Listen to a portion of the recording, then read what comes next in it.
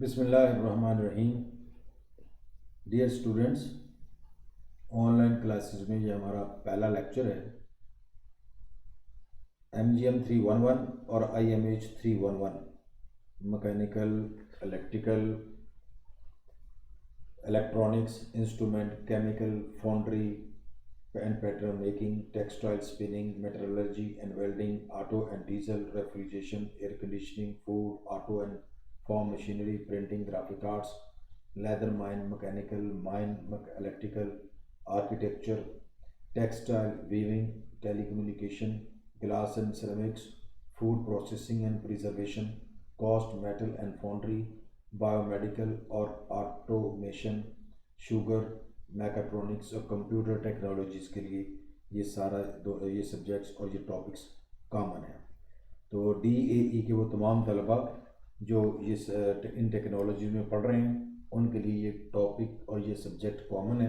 اس کا پہلا لیکچر آج میں شروع کر رہا ہوں چیپٹر 1 کا، صنعتی نفسیات کا تاریخی پس منظر، بیک گراؤنڈ آف سائیکالوجی.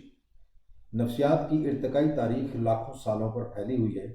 جیسا کہ ماہر نفسیات ووڈ ورتھ نے لکھا ہے، "It is safe to say that psychology is as old as the inquiring self-conscious mind of man."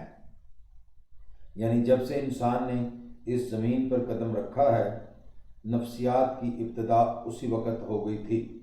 اس مضمون کی ارتقائی تاریخ جو ہے اس کو ہم مختلف ادوار میں تقسیم کرتے ہیں، جن میں پہلا دور ہے قدیم دور، پریمیٹیو پیریڈ نفسیات کی تاریخ کا. اس زمانہ میں ابھی علوم و فنون نے کوئی ترقی نہیں کی تھی اور انسان اپنے مسائل اپنی سمجھ بوجھ اور حالات کے مطابق حل کرتا رہا اور نفسیاتی مسائل کو جادو، ٹونوں اور ٹوٹکوں کی مدد سے حل کرتا رہا. یہ ابتدائی زمانہ تھا، اس کو قدیم دور کہتے ہیں. اس کے بعد اگلا دور جو ہے اس کا، جسے ہم گریک پیریڈ یا پری کرائسٹ ایرا، بیفور کرائسٹ پیریڈ بھی کہتے ہیں، قبل مسیح کا دور یا یونانی دور. یہ دور 300 قبل مسیح سے 600 قبل مسیح پر پھیلا ہوا ہے. اس دور میں روم، یونان، ایران اور مصر میں بڑے بڑے فلاسفر پیدا ہوئے جنہوں نے علوم و فنون کی ترقی میں اہم کردار ادا کیا.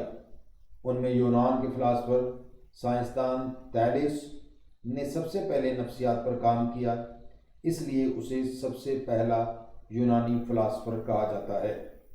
اس کے علاوہ ہیراکلیس، بقراط، ڈیموکریٹس، سقراط، افلاطون، ابن سینا، انہوں نے بھی نفسیات کی ترویج و ترقی کے لیے بہت کام کیا. کہتے ہیں ارسطو افلاطون کا شاگرد تھا اور یہ سکندر اعظم کا 3 سال تک استاد رہا. اس نے تاریخ، اخلاقیات، سائنس، مذہب، فلسفے اور نفسیات پر بہت کام کیا. اس وجہ سے JB والسٹن نے اسے پہلا سائیکالوجسٹ کہا ہے. مشہور ہے کہ ارسطو نے اس دور میں 500 کتابیں اور رسالے لکھے اور اس کی کتاب روح، ڈی اینیما، نفسیات کی پہلی کتاب مانی جاتی ہے. ارسطو نفسیات کو علم الروح، سائنس آف سول کا نام دیتا ہے.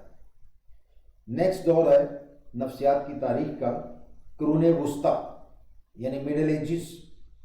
یہ دور یورپ میں 3 صدی عیسوی سے 12ویں صدی عیسوی تک پھیلا ہوا ہے. یہ دور یورپ کے جاگیرداروں کا دور تھا اور حکمران طبقہ اپنے نظام میں کسی بھی قسم کی تبدیلی نہیں لانا چاہتا تھا، یہاں تک کہ انہوں نے عیسائیت کے نظریات کو سائنس اور فلسفہ کو کنٹرول کرنے کے لیے استعمال کیا اور انہیں مذہب کے تابع بنا دیا. دلیل اور مشاہدے کو کوئی اہمیت نہ دی جاتی تھی.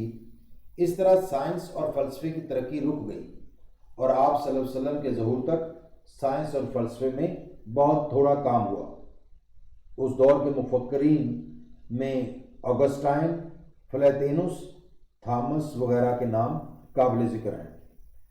چوتھا دور ہے اس کے بعد ہمارے پاس اسلامک پیریڈ، اسلامی دور. آپ صلی اللہ علیہ وسلم 571 میں تشریف لائے اور دنیا کی گمراہی کے سیاہ بادلوں کو ہٹا کر دنیا کو ایک مکمل دستور حیات دیا.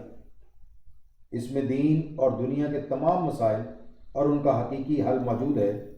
آپ صلی اللہ علیہ وسلم نے دعا اور مریض سے ہمدردی، مریض کے اندر خود اعتمادی وغیرہ پیدا کرنے کے جن سنہری اصولوں سے دنیا کو آگاہ کیا، وہ نفسیاتی طریقہ علاج کی بنیاد ہے۔ آپ صلی اللہ علیہ وسلم کا ارشاد پاک ہے، ما انزل اللہ داء الا انزل لہ شفا، یعنی اللہ نے جس قدر مرض پیدا کیے ان تمام کے لیے شفا بھی پیدا کی۔ مختصراً ہم کہہ سکتے ہیں کہ جدید نفسیات اور خصوصاً جدید پیراسائیکالوجی کے لیے جتنا مواد اسلام نے فراہم کیا کسی دوسرے نظام نے فراہم نہیں کیا، اور اس کی روشنی میں بے شمار دوسرے مفکرین نے اس پر بہت کام کیا۔ نیکسٹ ہمارا جو دور ہے نفسیات کی تاریخ کا، تاریخی پس منظر میں تحریک احیاء علوم۔ 13ویں اور 14ویں صدی میں علوم و فنون میں کوئی ترقی نہ ہوئی، اس لیے اس دور کو ڈارک ایج یعنی تاریک دور کہا جاتا ہے۔ 15ویں صدی کے آغاز تک ذہنی شفا خانوں کی حالت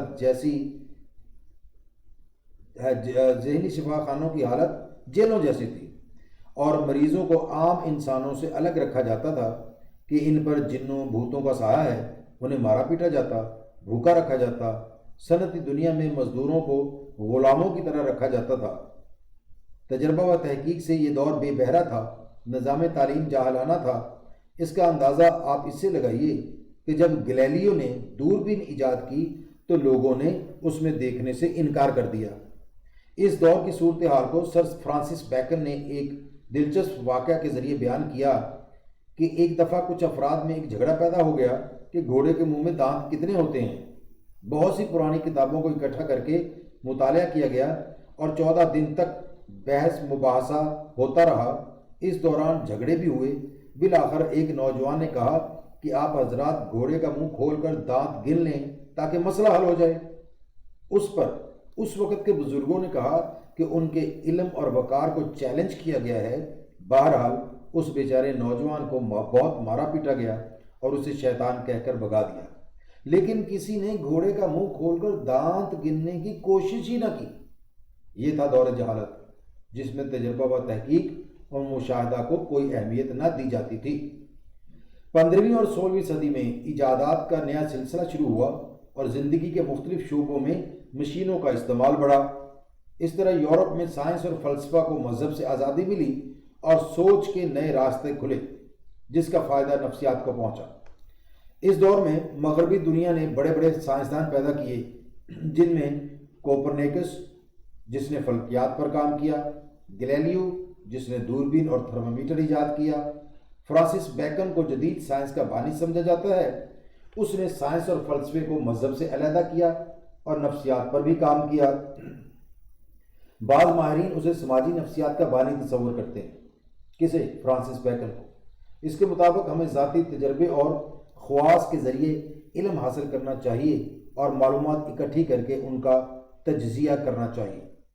نیوٹن نے فزکس پہ کام کیا، ڈیوڈ ہوم نے حواس خمسہ کی اہمیت کو اجاگر کیا اور نفسیات کی ترقی میں اپنا حصہ ڈالا۔ اس کے علاوہ ڈیکارٹیز، تھامس ہائبر اور جان لاک نے بھی اس دور میں نئے علم کی بنیادیں مضبوط کی۔ اس کے بعد ہمارا اگلا دور ہے لاسٹ جو دور جسے ہم ماڈرن پیریڈ کہتے ہیں، جدید دور کہتے ہیں۔ 18ویں صدی کے آخر میں اور 19ویں صدی کے شروع میں نفسیات کو دوسرے علوم یعنی فزکس، کیمسٹری، بائیو کی ترقی نے بہت متاثر کیا۔ اس دور میں نفسیات کا اتنا علم اکٹھا ہو چکا تھا کہ وہ ایک باقاعدہ علم کی حیثیت حاصل کر سکے۔ چنانچہ لیپزنگ یونیورسٹی میں 1879 میں نفسیات کی پہلی تجربہ گاہ قائم ہوئی۔ یہاں یورپ اور امریکہ سے آ کر لوگ تعلیم حاصل کرنے لگے اور اس سے جدید نفسیات کا باقاعدہ آغاز ہوا، اور ماہرین نے اپنے آپ کو مختلف اسکول آف تھاٹ کے ساتھ وابستہ کر لیا۔ اور امریکہ کے ماہرین نفسیات کی تنظیم the division of American psychological ایسوسی ایشن ڈیپا، اس نے اس وقت تک نفسیات کی 31 مختلف شاخوں کو تسلیم کیا ہے، یعنی اس وقت تک نفسیات کی 31 ڈفرینٹ برانچز ایکسیپٹ ہو چکی ہیں، ایکنالج ہو چکی ہیں۔ اب ہم نے اب تک جو بحث کی ہے اس کے پیش نظر نفسیات کی مختلف شاخوں میں ہمیں یہ ہسٹری کیوں ڈسکس کی کہ ان کی نفسیات کی مختلف جتنی بھی شاخیں ہیں جن میں ہم نے ابھی ڈسکس کیا 31 برانچز ہیں. ہمارا تعلق صنعتی نفسیات کے ساتھ ہے کہ ہم اس صنعتی نفسیات کو آئندہ آنے والے سیشن میں ٹاپکس میں ڈسکس کریں گے. اس وقت کے لیے اجازت دیں. اللہ حافظ.